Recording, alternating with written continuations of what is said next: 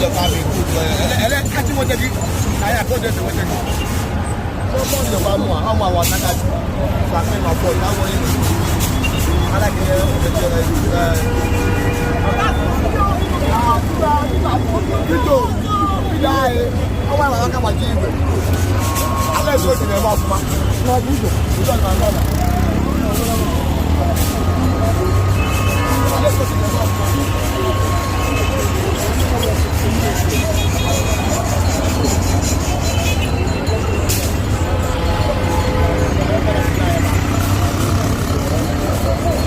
Ngane, kewa hage.